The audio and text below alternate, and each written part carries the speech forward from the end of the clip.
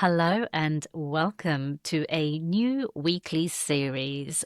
I have been guided by my higher self for quite some time to do a weekly oracle reading for you all and to put it out here on the podcast, whether you're tuning in on Apple Podcasts, Spotify, or YouTube, or somewhere else for that matter.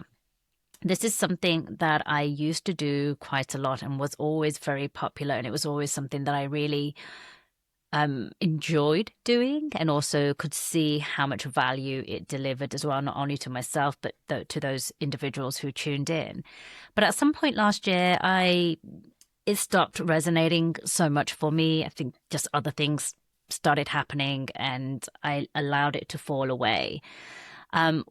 But over the last couple of months, from the top of this year, actually, I have had this little pull, and this little nudge and this pull has continuously kept on coming back and saying, do the readings, Dharmi, do the readings.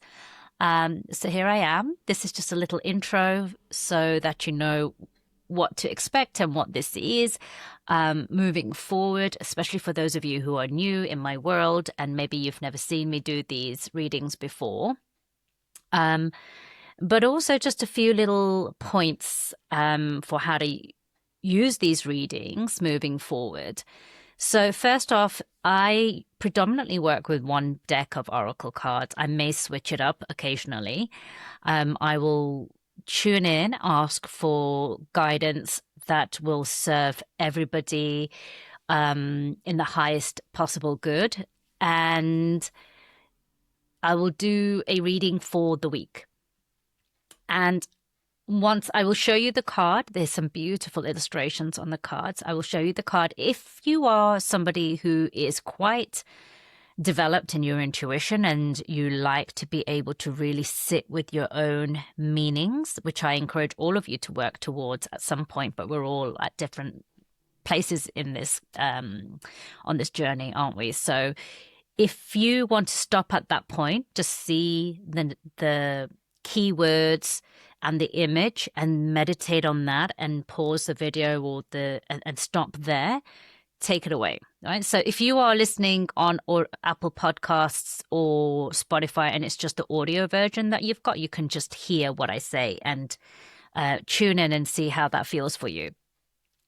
If you need a little bit more guidance, what I will do, so stay tuned, I will read the accompanying notes from the book and you can stop there. So there's like the second point and then see what your own interpretation of what those words are like, because different things will land for each and every one of you. Like I can draw the same card 5 times in a row, but each time something else will just feel a little bit deeper in my body. And that's what you're looking for. And if you want, and you're completely new to this, and you just really want the full support and guidance on this, you can stay tuned to hear my interpretation, what my takeaways are, which may then help you to begin to work with oracle cards if this is something new for you. But also, I would like to point out here one of the reasons why I stopped last year as well, and but I've come to realize that there still is a place, is that things like oracle cards or tarot cards, these are just tools to help bridge the disconnection that we are currently experiencing between our higher selves, our intuition, and our conscious mind. However, all the solutions, all the answers, all the guidance that you're looking for is already within you. And the journey and the real work is learning how to develop your intuition, how to really strengthen that connection so you can just drop in and have those answers and those solutions come through to you without the aid of cards, for example, or any other kind of tools. You know, they're not limited to just tarot cards and oracle cards. This is just one means to do this. And so last year, on one level, I stopped doing these readings because I didn't want this to become a crutch for anybody, including myself. And I realized that as I used these oracle cards, I wasn't making as much of an effort in developing my own intuition, which is ultimately what we all should be striving for. However, now in a very different place in my life, 6 months, 9 months down the road, life is just throwing so many other hurdles and challenges at me that I don't have the space and the capacity to sit in quiet stillness like I did this time last year.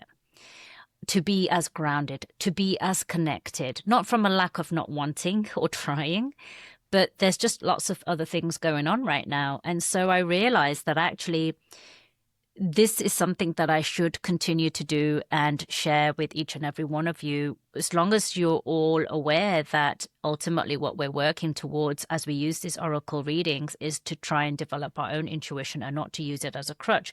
But when life is lifing and you do feel slightly ungrounded or very ungrounded because maybe it's really chaotic right now for you, or it's just a whirlwind, or you're new to this and so you just haven't even begun to develop that relationship, then this is such a valuable tool that has helped me enormously to get to where I am today in my own spiritual awareness and growth and that expansion. And yeah, like I said, I've just had so many nudges this year to come back and share this again.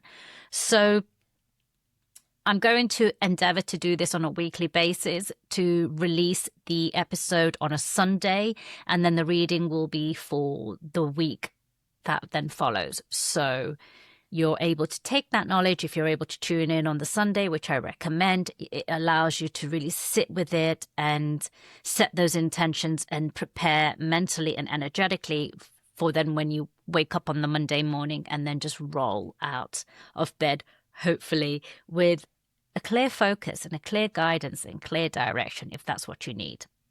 Please do let me know what you think. If this is something that you enjoy, comment, write in, leave. If you're on YouTube, please do leave a comment or review, etc., and share as well. Because if it helps you, remember, it's going to help another woman out there as well.